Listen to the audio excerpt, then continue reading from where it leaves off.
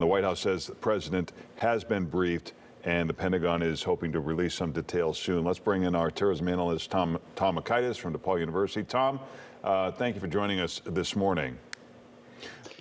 We were talking this morning about this ISIS-K, also concerns about the Taliban, how much they can be trusted. What are your thoughts about hearing about this explosion, perhaps, too?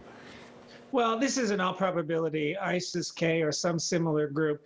The Taliban has no real interest in trying to impede our evacuation. Plus, given that we've moved it up and we're going to be leaving within the next, 24 to 48 hours, why would they do this? ISIS-K, on the other hand, is opposed to the Taliban as much as it is to us, and is interested in sowing chaos in the region. And what you have with a crowded area outside of the gate is a target-rich environment. So this was an explosion designed to do nothing but kill people and cause upheaval at a very vulnerable time. It's hard to see that it will accomplish anything else. It also points the way to the future, where the Taliban are going to have to be dealing with this threat themselves. And what is your take on ISIS versus the Taliban? How do you see that playing out in terms of time and scope? Well, it can play out a number of ways. ISIS-K so far is a relatively small group, 7,000 to 10,000 people in the entire region. We don't have exact numbers. Heavily based in Pakistan, as the Taliban was as well. But the Taliban has significantly greater numbers and resources, and it's not going to be restrained in its response. But it does suggest what many people fear, that Afghanistan could be in for a protracted period of civil war, or at the very worst, or just continuing levels of violence at best. Tell us again, earlier you mentioned the problems that ISIS-K has with the Taliban. What is the source of the conflict there? Well, all of these groups fall under the heading of Islamism, which is an ultra-conservative brand of Islam. The word fundamentalist is sometimes thrown around, but that's really more a Christian term, but it gives us something to compare to it. But they simply are more conservative. They want a stricter version of the Taliban, even though that's of Sharia law, even though that's hard for us to imagine.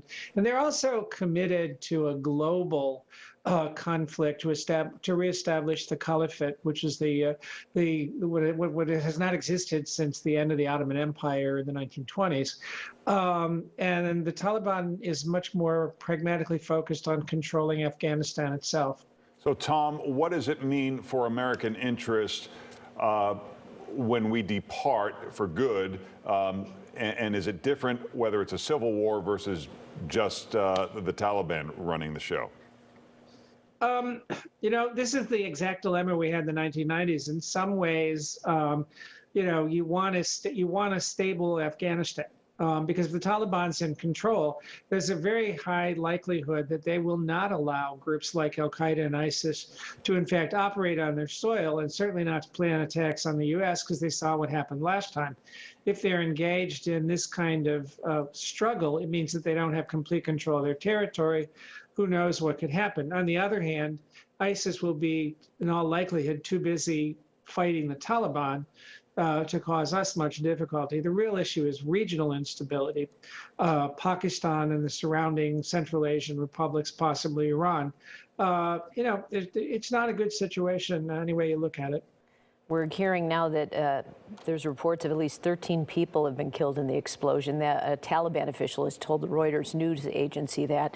I'm just curious what this means for this deadline, Tom, for Americans and any Afghans who were helpful to the American cause. Is this going to completely shut things down at the airport now? I suspect so. I suspect what they're probably going to do. I mean, we've already put out warnings, as have all of the other evacuating powers, Britain, Denmark, and everyone else, to tell their nationals to not try to get to the airport. It's now become too dangerous. Aside from trying to get through Taliban checkpoints, you're also running the risk of these terrorist attacks. So I'm guessing we're going to get everything that's in the airport off the ground as soon as we can. And then within the next 24 to 48 hours, we will be completely out. All right. Tom Makaitis, we appreciate you joining us this morning. A great analysis, as always. Tom Makaitis from DePaul University. Thanks, Tom. Happy to do it. I think we have a live picture now of the airport in Kabul, Afghanistan that we've been talking about.